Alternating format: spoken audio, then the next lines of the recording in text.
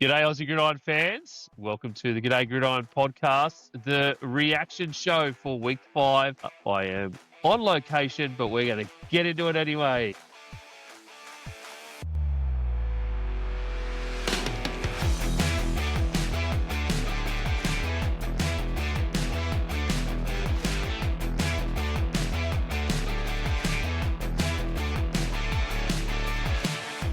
Hey, Brad and Isaac.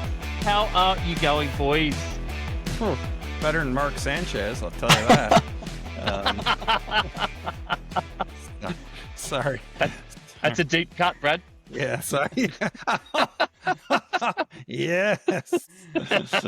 Oh, man. You're definitely better than Mark Sanchez is right now. Yeah. Not better than me. I'm in a car on Bathurst Mountain, on Mount Panorama, I should say, in Bathurst. Yep, loving life. We've gone technology-wise, but we're going to try and bring some reactions from Week 5, which has been insane, boys. Insane. Yeah. That's putting it mildly. It has been. It's been a week of upsets and craziness, just general overall craziness. So yeah, we got a fair amount to dive into. It has been a good week. It definitely has been a good week. There's been a lot of upsets this week. A lot of teams have been upset. A lot of big scores in upsets as well.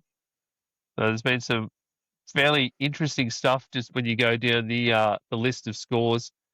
Let's start, boys. What stuck out? What one of those games stuck out for you the most this week as the upsets? Isaac, I'll let you go first. Well, you wouldn't have thought the Texans would have done as much damage to the Ravens as what they did. That game was over very quickly, very, very quickly. So that was a bit of a surprise there for me. And yeah, I wouldn't have thought so either. I mean, you and I were previewing a little bit of that.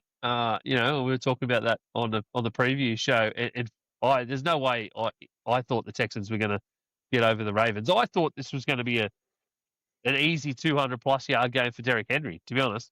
And it turns out completely wrong. 44-10 is an insane scoreline for the Ravens to lose by, and to drop to 1-4, Brad.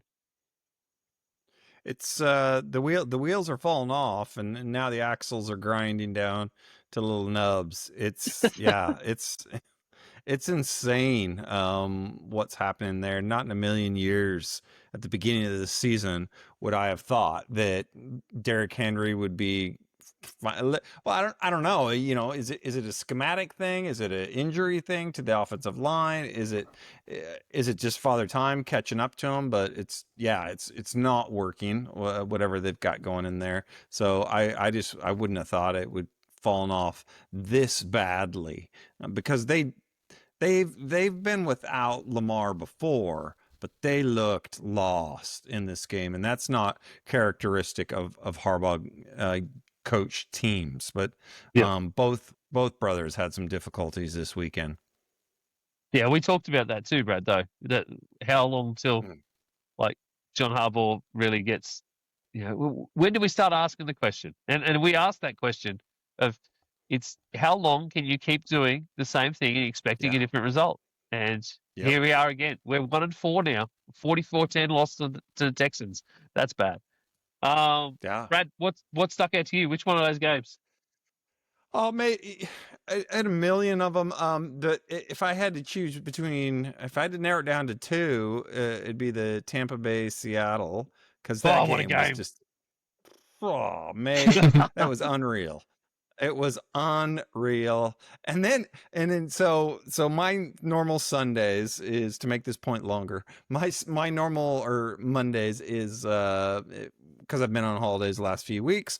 My son will go to work, whatever. I'm sitting there trying to figure out what games to watch on the DAZN package, because I like to watch games in their entirety if I can. And he says to me, Dad, you gotta watch the Tennessee-Arizona game. And I about punched him in the nuts. I'm like,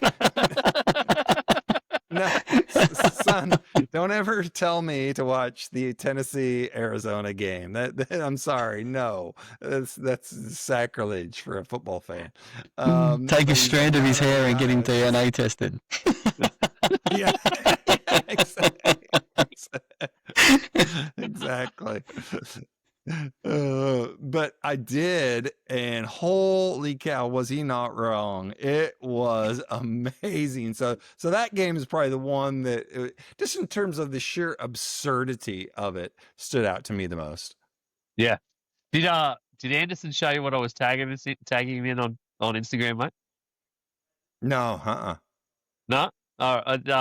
The Seahawks Australia page has a competition to win a signed Sam Darnold jersey, and it says, No. tag a mate, tag a Seahawks fan. And I'm like, we're all of us, Matty, me, Kev, all of us are like, hey, surely we can get this for Brad, and so I had to tag Anderson.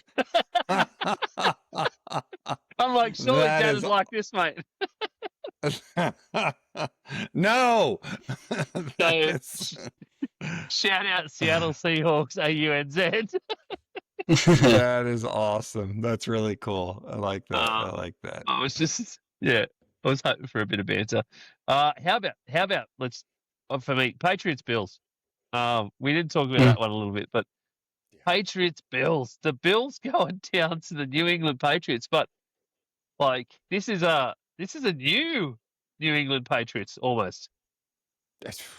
It really is. The way they looked was impressive, and May is just under pressure, man, and he's bringing it. He's playing with so much poise, and that offense, I mean, they haven't looked that good since what Patricia stopped calling plays, Matt Patricia. So it's impressive to how well they held up the composure, and you couldn't have asked for a better kind of revenge game from Diggs. I mean, I've been down on Diggs for a couple of years. Dude looked like his old self. So some dudes play well when they're angry, and he played well. So that was kind of fun to see. Yeah, chip on the shoulder, absolutely.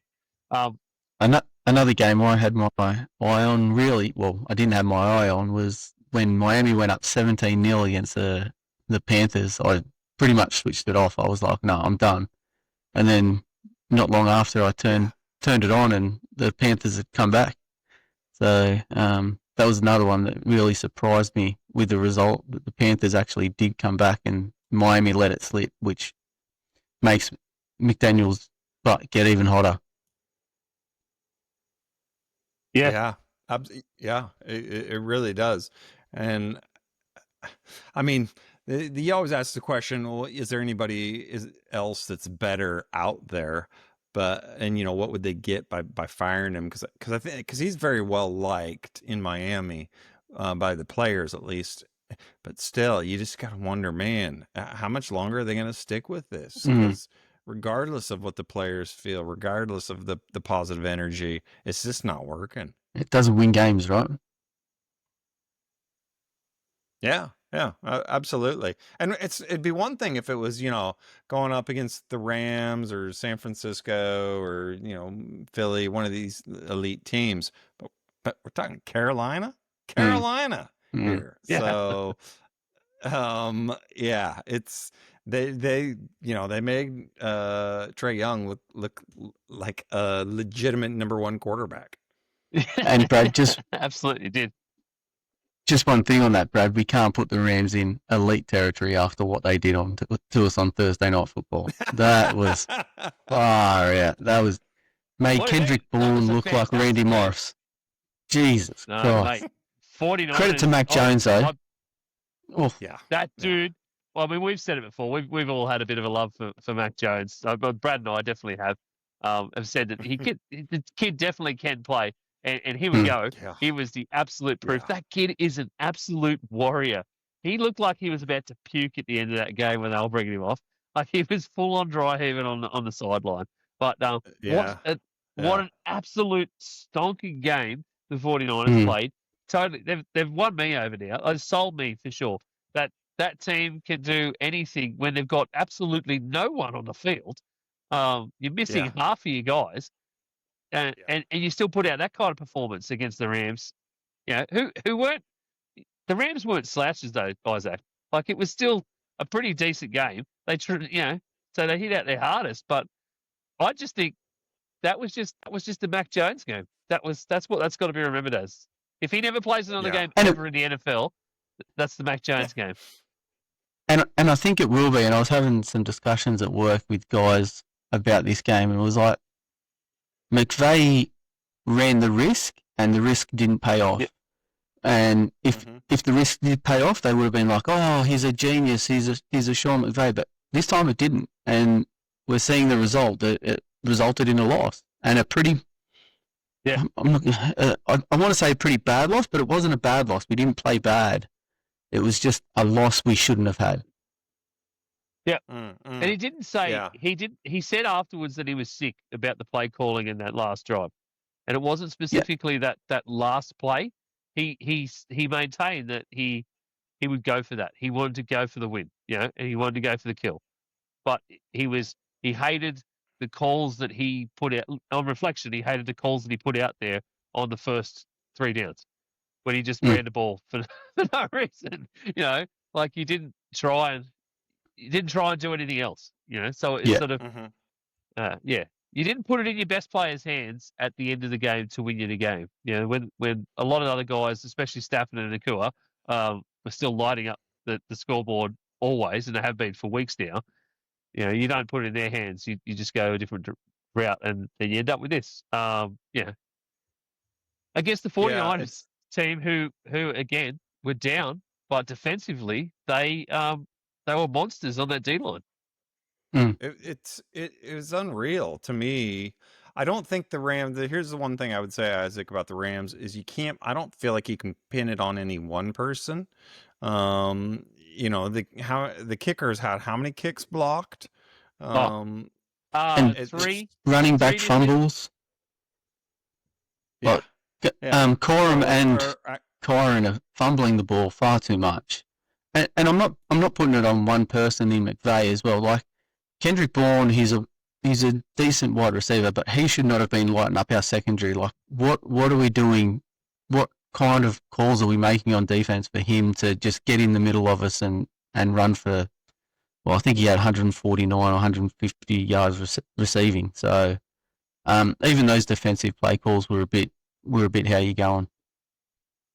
Yeah. But I would say, I wanted to make a point about the kicker though. That guy, and I was trying to talk about it with guys in the group chat while the game was on. Watching his kicks, there's something wrong with his mechanics. The ball is too low from the foot. Like there was he had a blocked kick against the Titans, week 1. Isaac, was it? Is that week 1? Yep. Week 1 against the Titans. The guy was it was against the Titans. I'm sure it was against the Titans. Anyway, one of the block kicks, the guy was standing on the ground, and now we can go, okay, defensive linemen, or they're going to be like 6'5", somewhere 6'5", 6'8", that range. It hit him in the square in the face. So it was that low that it hit a 6'5" guy in the face, right in the middle of the helmet, like right in the face guard. And then other ones, like it didn't look like the 49ers defender even got off the ground that much to put a hand up to block that kick. So I don't know. I was watching quite a few of his kicks when they were doing replays of it, and it just looks like the trajectory is way too low off the boot, where a lot of other kickers you see them go, I guess they're kind of almost moon balls. Yeah, get under the ball. It's just odd. It's an odd thing. And and they say that. I'd be curious to know the distances of those kicks that got blocked, because if they're like 50-yard plus field goals, I get it in the sense that when it's a long field goal like that, you have to have a low trajectory coming off the ball. But you're absolutely right, Ian. If those don't come, if those are just coming on shorter plays, that's ridiculous. So it's something's got to be looked at. And hats off though to I think, to the San Francisco coaches for getting those guys prepared. Yeah. That is unreal. Short week, all those injuries. It's just, it's unreal. I can't believe and final thoughts on this. I cannot believe how many times Mac Jones went down and it looked like he was on the bench. He was going to be absolutely out for the count and they were going to be going to a third string quarterback. And the guy just pulled his helmet back on and went, no, I'm back in again. Like he wouldn't stop. He wouldn't stop. Yeah. It reminds me a lot of Stafford, actually. Stafford at the Lions in that one fabled game where, shoulder was out and he was like, no, I can throw if you need me, And he just kept going. He just kept going. The guy got pummeled, absolutely pummeled, and just kept going. Like he got hit so many times, late too, so many times. Ones that could have been considered late. It was just wild that we didn't get a lot more roughing the passer penalties in that game, to be honest. You're watching quite a few of us. It's like, whoa. Yeah. There's a lot of things. And just for Manjot, it's wild that we didn't get more face mask calls. Yeah. Enough 49ers. The last thing on that game. Too much 49ers. Yeah. The last thing on that game is just the NFC West. The Rams get beaten by the 49ers. 49ers get beaten by the Seahawks, and the Rams beat the Seahawks. So it's just and everyone beats the Cardinals. Yes, exactly. They do. They absolutely. Aussie. It might be pretty obvious, but I am not Matty C. NFL. Absolutely stoked to have it on the podcast, mate. Welcome. Fantasy. Tay, I think it's time you disabused your mate here. Would you rather be fighting zombies or aliens? Find hidden gems. And with that, we're into some breakouts. I'm glad you're stalling because my results last week were a hot piece of ass. We all had our struggles, mate. We've unzipped the pennies and it's time to put the pennies in the pit. Let's do it. I'm taking Trey McBride. I'm just leaning on the old tuck draft. And all of a sudden, he's just lighting them up. Catch starts of the week. I'm just going to go ahead and take Goff at Chicago. So I'm going to go running back. I'm going to take Travis Etienne. I'm going to go ahead and take your boy Ty Tracy. I'm going to take Adam Thielen. So I'm going to go and take Richo against Tennessee. I'll take Matt Stafford. Just a little float out the Dalton Kincaid. I'm actually going to take Caleb against the Lions. Friday and Sunday all season long.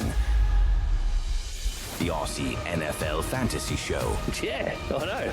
It's amazing. Thanks to the Aussie Gridiron Network. Good to give me the dance floor. I'll probably fucking snap the floorboards.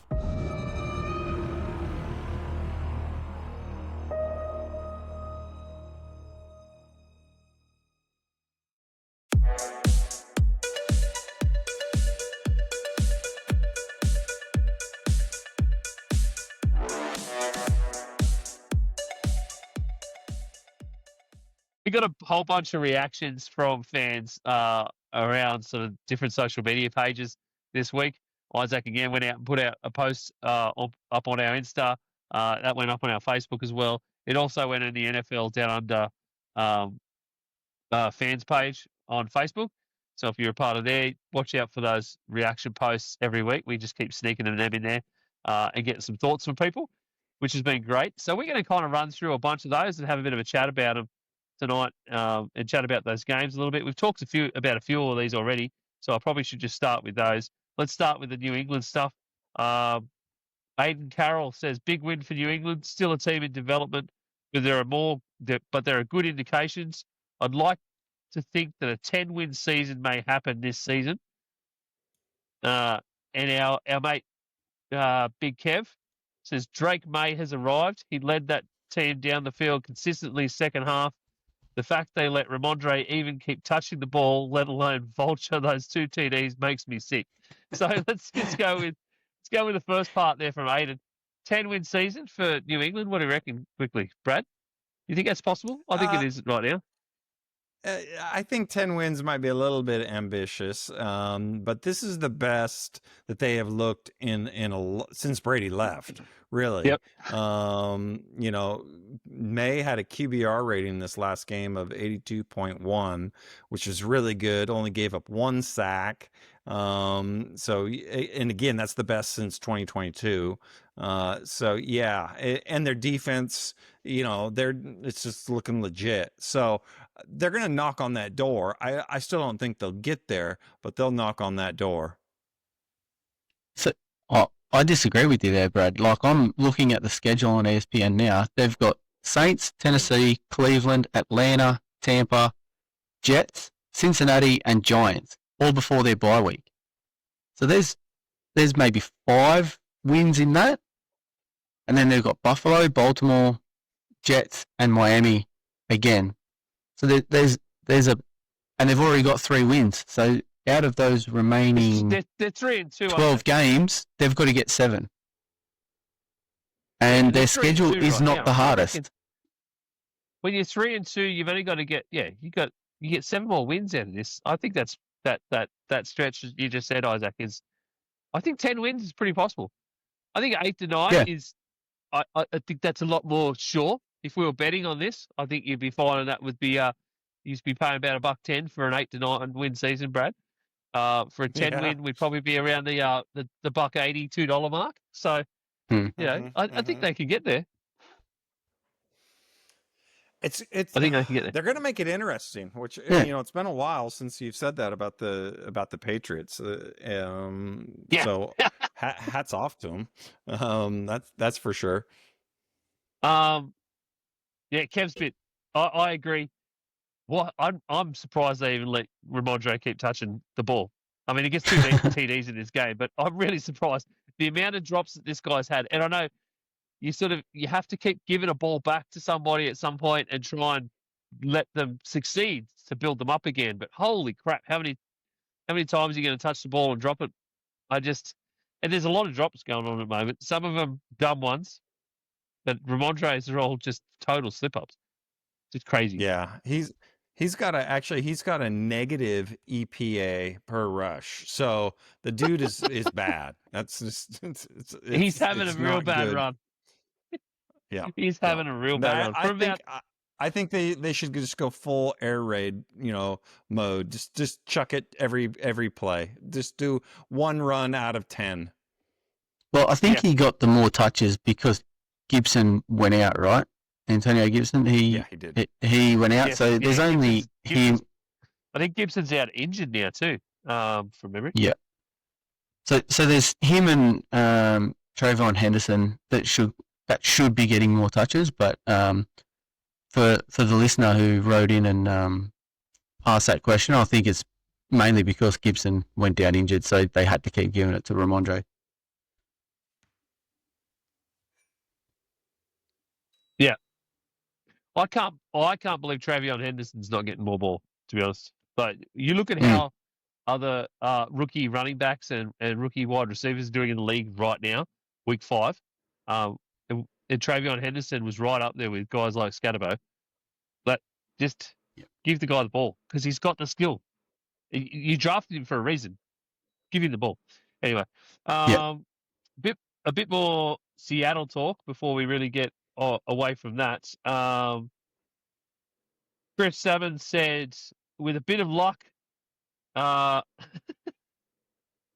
Tariq Woolen being an NFL standard CB, Seahawks would be undefeated. I tend to agree. The Seahawks could be very well be undefeated right now. It's wild to think that with Sam Darnold, and he is playing outstanding. Yeah, still a couple of dumb mistakes in this game. But there was some where people went, I saw Vikings fan pages where they're trying to go, we saw some old habits creep back in that we saw at the end of last season. I'm watching the tape going, no, we didn't. We saw a defender pulling him down while he was throwing the ball, which meant that he ended up misthrowing the ball and they get an interception. He didn't throw a straight interception. He was falling backwards as he was throwing in full motion. Anyway, I get into these dumb Vikings fan pages. I'm going, you can stop looking at your shoes and start looking at the sky, will you? Yes. After watching, Scott Smith says, and I totally agree with this. I love Brad for your thoughts on this first one. After watching Seattle and Bucks, it makes me wish every team played with depleted defenses. He's not wrong.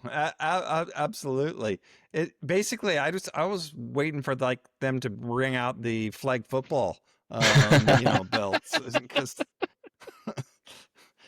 But both defenses were missing like half their starters. And the one stat that I could not believe was there was 8 or 9 touchdowns in that game, and there was 10 incompletions. So that is unreal when you think about it. So, and this game, I was having a conversation with somebody about this, and it was like, okay, is football more fun when the defenses are absolutely decimated like they were for both those teams? And should they have a round where every defense has to sit like, half their defensive starters so that we can see just these back and forth blowouts? Because this game, it was unreal, man. It was Baker at his finest. It's more fun because it's offensive, right? That's why it's more fun. Yeah. But That's the right. thing the other thing I saw on social media this week that I totally agree with about this game, is that Thursdays needs to be designated, after watching that game, Thursdays needs to be designated Throwback Thursdays. Because watching those two teams, throwback uniforms, mint. And I reckon that's what you should be. Every Thursday night game should be 2 teams with their throwback uniforms on. Yeah. Isn't it? Is it not great marketing to do that? And you would get that big sponsor on board in that way as well. Anyway. Well, it depends. I mean, I grew up, that was what Seattle wore back in my heyday, and I hated it back then. So, my daughter actually comes walking in the room when I was watching the game, and she looks at it and she goes, "Oh, those uniforms are hideous." And I said, "Well, sweetheart, you don't have any idea how many people do love those uniforms." So, what's wrong with I like the Tampa Bay. The creamsicle. The creamsicle. Oh yes, it's mint. Yeah. Well, it's cream actually. All right, we'll move on. I've got one more thing on that game, if you don't mind. Just we previewed it on the other day, that the battle between Abuga and JSN. Oh, how good! That was just the best. The best. I don't know if Mike Evans comes back and be wide receiver 1 anymore. Abuga is just taking this to the next level. Like, unbelievable. You're absolutely right, Isaac. Yep. Yeah, absolutely. Nobody would have thought that. And that's why I think this contract that Mike Evans has now, this is his final contract. I think he retires after this contract, even before the end of it. If these injuries keep happening, I think this is it for him. He's going to be a one-team guy, and that's why I'm still certain they will try. They'll push as hard as they can to get him that 1,000-yard season. Yep, I agree. Because they'll get him to retire with 1,000-yard seasons every season. Anyway, Bengals. Zach Taylor needs to go, or bench Jake Browning. Bobby D. Deal said that. And totally agree. I just can't understand. One of those two things needs to happen. They came out this week before the game and said, there's no QB battle. We're not looking for other QBs. We're going to stick with Jake Browning because we like what he brings to the table. And then that happens again. And then they sort of said, we're still okay with Jake Browning, but we're going to evaluate everything. What are you doing? What are you doing? I've got a question for Brad on this one, and you've probably seen it on social media. But, Brad, who was the leading tackler in the Cincinnati game for the Bengals this week? Oh, sweet mother of pearl. I don't know. The stat sounds crazy enough to, I want to say like some offensive guy who Jamar Chase. Are you for real? He had 3 tackles in the game. Oh, mate. There you go. I didn't know that. So that team is crazy. falling apart because the defense are playing better than the offense are right now. It is falling apart. The Bengals are absolutely falling apart. It's wild. Well, to give you an idea, it's just what is mind blowing to me. So Zach Taylor is running inside zone on first down over 60% of the time. That's like high school numbers right there in terms of when you're that predictable of running the same play over and over and over on first down. And Browning is in the bottom 3 for quarterback EPA. And the one that's really bad is that he's holding the ball 3.1 seconds per drop back, which is longer than Fields even did last year. And we all know that was bad last year with Fields. So yeah, all across the board, QB play, coaching, they're just not looking good. Yep. Yeah, I agree. 100%. Quick one on the Ravens. We talked a bit about that.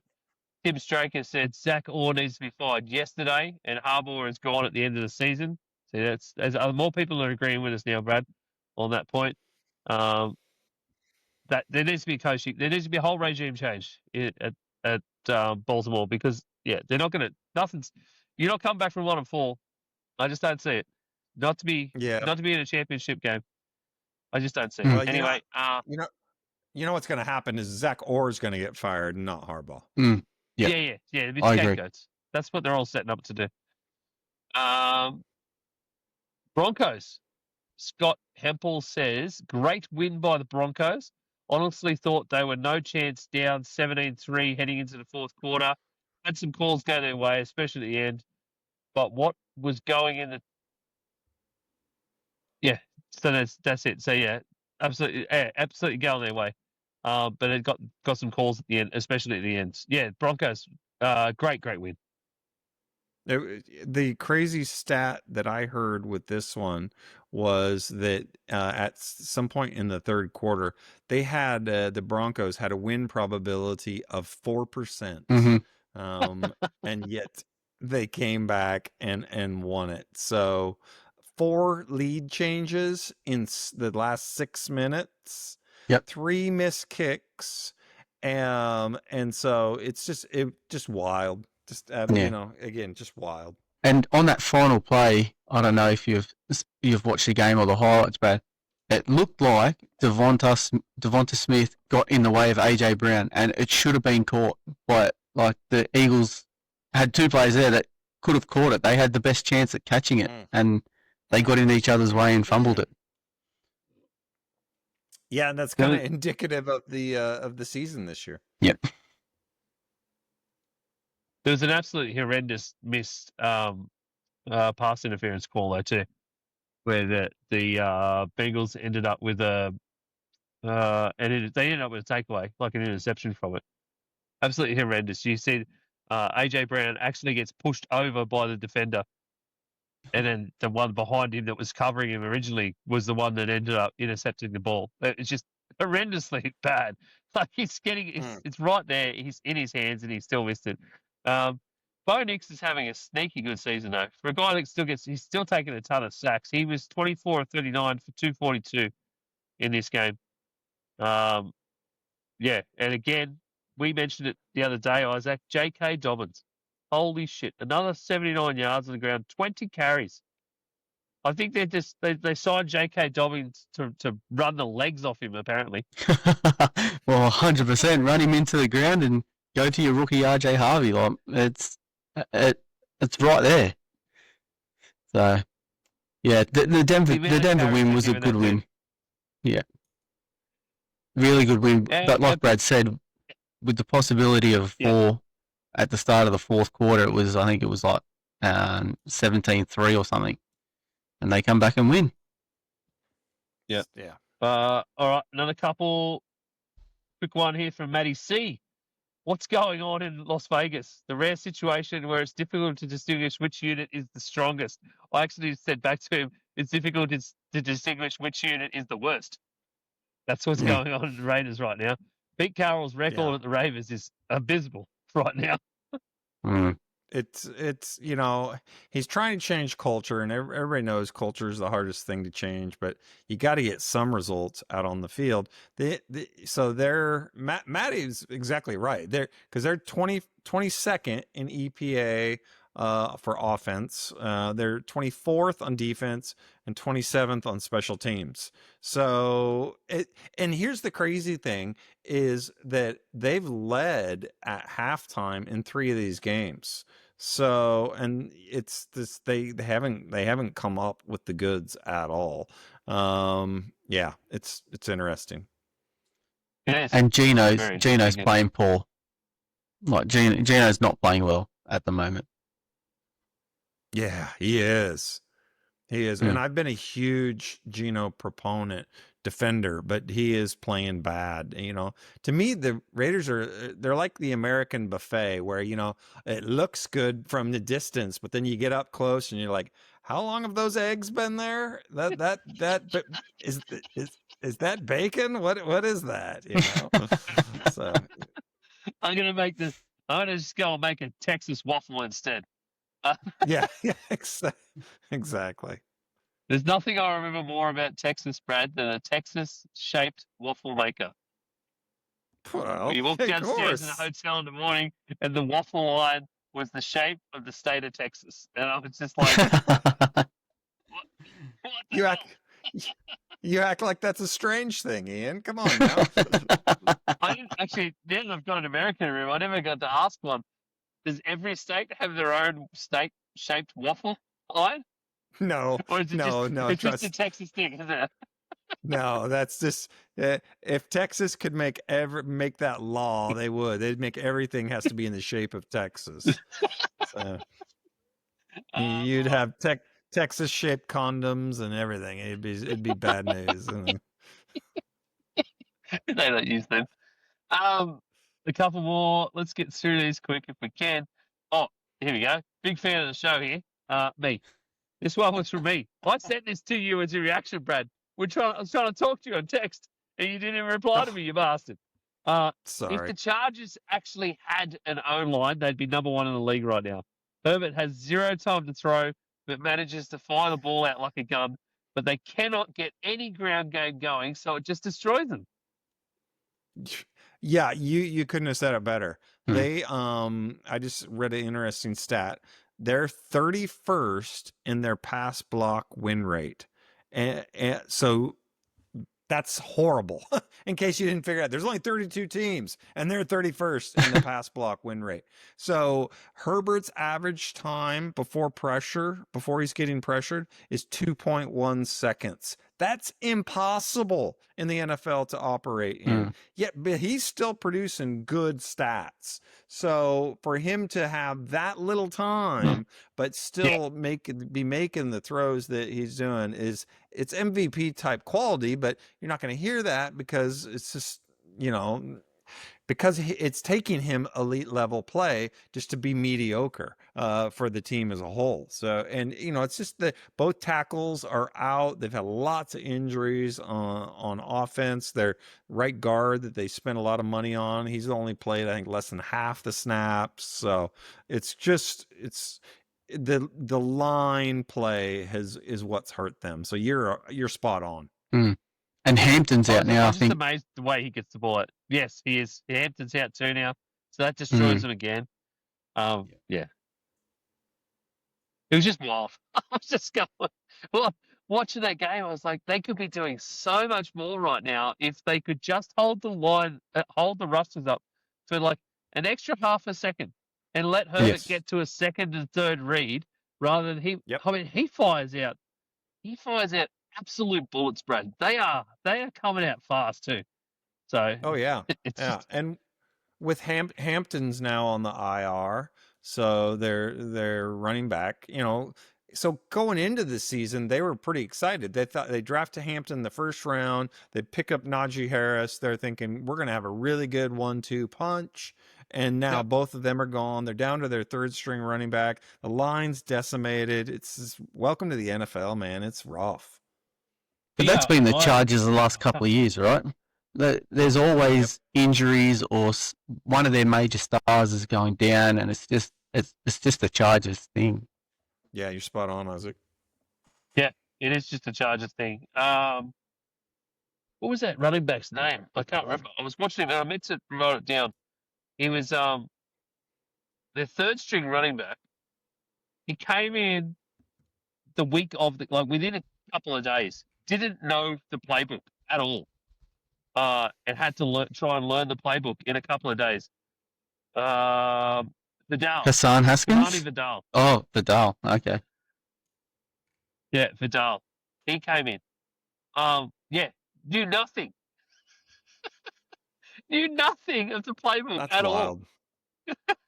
That's wild. And he had to Yeah. learn what he could in a couple of days, and because they were going to have to throw him in, and then they were thinking they were going to throw him in. I think like just to give Hampton, an off ramp, but nope. It turned out he was there the whole time, and he was catching passes from Herbert at one point. And there was a wild scenario. There was somewhere there where an O lineman came in, and you watched Herbert actually shook his hand on the way in. So he's meeting the guy coming onto the field in the middle of the game. They are. Their O line is just insane. I just cannot understand it. Let's get through a couple of thoughts that Isaac put down for us today as well. One winless team left in the NFL, Brad. The New York Jets. Jets, Jets. They're not playing bad football, but can't seem to get a win. They've got the Broncos, Panthers, Bengals before the bye in week 9. Brad, do they get a win before the bye? Who do they have again? Say who they've got again. The Broncos, Panthers, and Bengals. Yes, they will get a win. I don't think they win against the Broncos. I think they'll come against the Bengals if they don't do anything. I could, because that Carolina game's at home. I could see him upsetting Carolina, which you wouldn't have thought that's an upset, but the way Carolina's been hot and cold, it wouldn't surprise me if they only win Cincy. Of course, that's in Cincy as well. So there's no guarantees. Yeah. No, not at all. Yeah. All right, finally, Monday Night Football. What a sensational game today. The Jags took it right down to the wire. They got wires on the brain after watching Riken miss a kick and not come back in the Vikings game. Do the Chiefs know how to win a close game anymore? Brad, Isaac asked this earlier to me. He's put that in the docs. 21-27 lost to the Chargers, 2017 lost to the Eagles, and 31-28 today right at the death, after absolute heroics from Lawrence. Yeah. That game was unreal. If anybody can, and if they didn't see it, go back and watch it when Lawrence gets his foot stepped on the 1 yard line. Was it 4th down? I don't know if it was. Yeah, I'm pretty sure it was. Yeah. And gets stepped on, falls down, tries to get up, falls down again, gets up a third time, and actually just kind of has an easy run into the end zone. Really, it was pretty amazing. But back to your question. What was your question? If the Chiefs can win close games anymore. Oh, the Chiefs. Yeah. So I'm going to use your favorite phrase, the regression to the mean, Ian. So it basically, they built this aura up around them of always making perfect decisions, winning the close games, the 1-score games, and they're just unstoppable. And now we've seen that's not the case, and that can't continue forever. And you're seeing that, so it is kind of just coming back to normalcy, so to speak. Do I still want Patrick Mahomes in those situations? Absolutely, you better believe I do. But it's not easy to do it. The fact that they've done it as long as they have is a miracle. But I still think, the odds are forever in their favor as long as they've got Patrick Mahomes. Thank you, Katniss. I can't believe I just pulled that reference out. It's I still would give it to him. I don't know, Isaac. What do you think? You asked the question? Do you think it's done for him? I think so. Like, especially against the Jags. Like the Jags aren't known for winning, like staying with it and winning those close games. And today they did. And I just like you said, they just don't have that aura anymore. Like you're watching today's game and you're like, whereas 2 or 3 years ago, you're sitting there going, well, the Chiefs have got this wrapped up. But you're sitting there watching it today and you're like, they could lose this here, and they ended up losing it. So that aura around them is gone. I don't think they can win close games anymore. They may win, they may split them 5-5. Okay, yeah. So they've gone back to normal. Yeah, play, correct. So to Yeah. speak. Yeah. Righto. Anything else, boys, from this week's games? Any other thoughts you've got that are jumping out at you right now? No, just other than I would say if people haven't had a chance to go watch the fourth quarter of that Cardinals game, you really need to, because we're not that silly, Brad. We're not that silly. Oh, mate. I've been watching football for a long time, and I've never seen anything like that at all. So collectively, where all those things happen at once. So it's absolutely unreal. Go back, watch the highlights. And the Cardinals just got to be so devastated right now. Nothing's breaking right for them. And how stupid, I'm sorry, but DeMarcado, that guy, if this was the Unreal, 90s and Jimmy Johnson, I would cut that bastard. So it's just, it's just the thing that gets me is I hate stupid plays like that for no reason. Like, okay, in the 90s, it happened to Leon Lett. Leon Lett was a stud, and it ended up costing them the game. DeMarcado is not a stud. You don't do that. Especially Leon Lett was a defensive tackle who just picked up a fumble. Here's a running back. Your job is to get across the line. Don't showboat it. And especially because that already happened once this year with another team, another player. So you know that the coaches You should all in know the better. NFL. Yeah, exactly. They show that clip. They say, don't do this. And then what does this Yahoo do? He does it. And I get pissed off when I see guys doing stupid stuff like that. I think he would be cut. It's just that James Conner's out and so is Trey Benson. If they were still there, he'd be gone. Yeah, well said. Well said. Well, Jonathan Gannon gave him an absolute ripping on the sideline after that play, too. Yep. There is vision of that, Brad, out there. Yeah, full on ripping. He had O-lineman sort of arm around him, sort of consoling him, I guess, and maybe giving him some advice. And Gannon got in his face and got like full on angry to the point where he'd ripped his headset off from around his neck and everything. Like he was ropeable.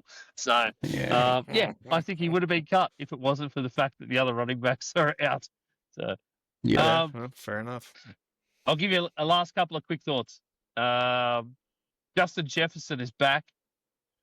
Holy hell, 123 yards against the Browns. Give me a good dose of Quinshon Judkins any day. That kid is going to be absolute superstar. Speaking of running backs, he's just unreal. What a stud. Absolute stud. I don't think Dylan Gabriel did too bad in his first start, to be honest. I think he did all right. I thought he did good. And the way Sam Darnold is playing, sorry, I'm switching gears slightly just because it's the same game, but the way Sam Darnold's playing, I mean, do you think the Vikings want him back? It's just unreal. But Dylan Gabriel, you're right. He looked like, for his first game as a rookie, I thought he did really well. Yep, I think he did pretty good. It's a hard ask to go against the Vikings defense in your very first game. Very, very last thought from me on this week's football. Daniel Indiana Jones. Not bad. Cannot get any better, can he?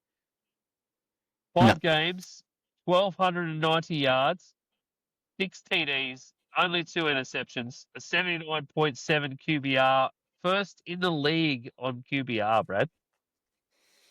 Yeah, it's what he's doing is really, really amazing considering people thought here's a guy who's basically a perennial backup. He's going to be the Marcus Mariota of football, and now he's come back and he's doing this. He's playing MVP level football. He really is. So the only way he could be doing better is if his name was Baker friggin' Mayfield. That's the only way he could be doing better. Well, I probably should have thrown that as my last thoughts, because Baker is playing MVP level football. And Yes, yeah, correct. he should be total MVP conversation. If this keeps going on for Baker this season and he gets an MVP, holy hell, the league's going to implode. Yeah. Or you are. I will. So, that's for sure. Hard as a rock, Brad. That's what I will be. Yeah. If you would have said at the start of the year, so 5 weeks ago, you tell me that Daniel Jones, Baker Mayfield, who else? Sam Darnold and maybe Dak Prescott are like the top 4 quarterbacks in the NFL. I would have said, no, I don't think so. Maybe one of those. But yeah, it's been, the quarterback play has been unreal from the people that have surprised us. It's just, it's ridiculous. Yeah, sure has. All right. We've got to preview a Thursday night football matchup, as we have been doing every single week of the season so far on these midweek shows. This week we have Philadelphia at New York Giants. So the Eagles going to face the Giants at MetLife, one of the worst stadiums in the entire league. The Eagles are heavy, heavy favourites here, rightfully so. They're running at a 7.5 handicap right now, Brad. And the total is sitting at 41.5, which I would have expected to be more. How are we saying Eagles v Giants this week, Brad? This reminds me of Thursday night football, when it first came out, the type of games that they got. So it's I know it's an interdivision matchup, but I'm not exactly excited for it. If I'm putting any money on this, I'm betting the Eagles to cover on it, because I think they're kind of pissed off with the way their offense is going. The response after this last game against the Broncos, which, we didn't really dive deep into it, but that was a phenomenal game. So I think they're going to come out and want to make a statement. They're a good team still. So I think that they're going to want to come out, and that defensive line is going to get after it. Jackson Dart, he's going to be needing some darts after this game, because I think he's going to get pumped. Yeah, I feel the same, Brad. I think they're going to come out angry. They're going to come out pissed off. They're going to run Saquon down their throats, and I think it's not going to be fun to be a Giants fan on Thursday night, Friday our time. The defense is going to be pissed off that they let in 20 or 17 unanswered points in that fourth quarter of the Broncos game. Sirianni is going to be fired up because people are going to be criticising him. So it's going to be a big test for the Giants to stem the bleeding. I don't think they're going to do it. Yep, for sure. I don't think they are either, because the Giants did get shown up a lot this week against the Saints. Didn't play a great game. It's against the Saints of all people as well. We all thought at the start of the season they were going to be sort of on equal terms, but the Giants and Dart showed that they were better than that the previous week, and then they came out and laid an absolute egg against the Saints. Yeah, so I would have to agree that Philadelphia defense is probably just going to eat them alive. Even though Cam Scatterbo is just an absolute monster and a complete psychopath who can pancake a D lineman, it turns out, as well. 6'5", 260-pound D lineman this week, and he absolutely just mauled him and pancaked him. And the So, D lineman nice. wasn't happy about it either. He got up, fired up. Swinging. Mm. So, yeah. So I don't see much here. I think it's going to be a pretty easy divisional win for the Eagles against the Giants. I could see that they would cover that 7.5 pretty easily. Yep. Yeah, you're gonna.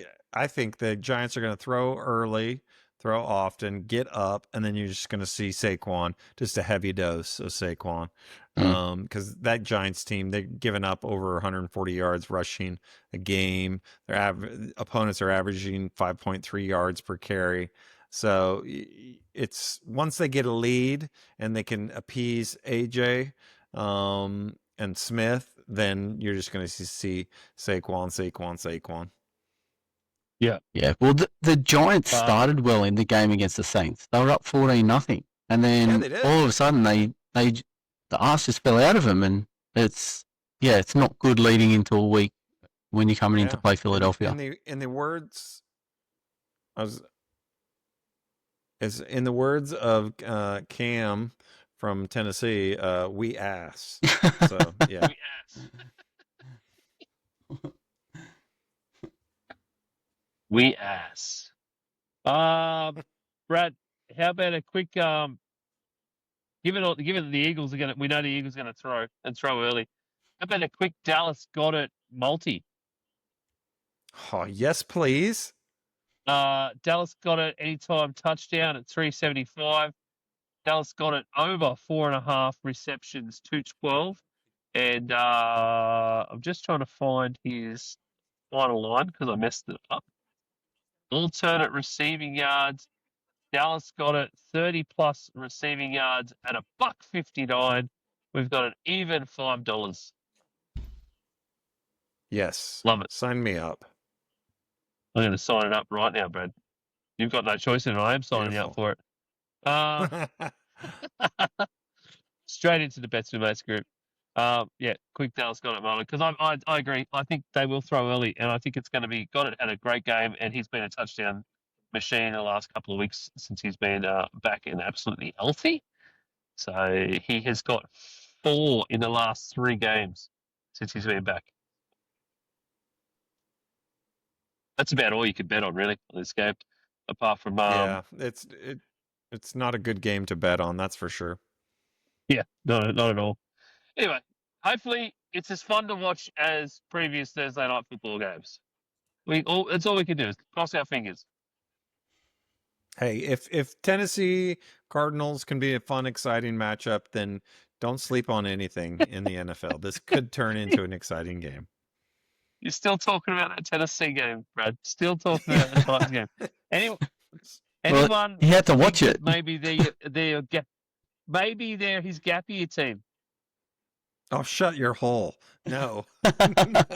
Don't take the Seahawks away from me. Are we going back to the Cardinals? No. Are we going to another bird team, Brad? I gotta admit, I'm leaning towards the Chargers just because they remind me of the Cowboys in terms of they've got so much potential, but yet they just break my heart every time. That's the Chargers experience, I think. You're not wrong. All right. Thanks, everyone, for watching along midweek.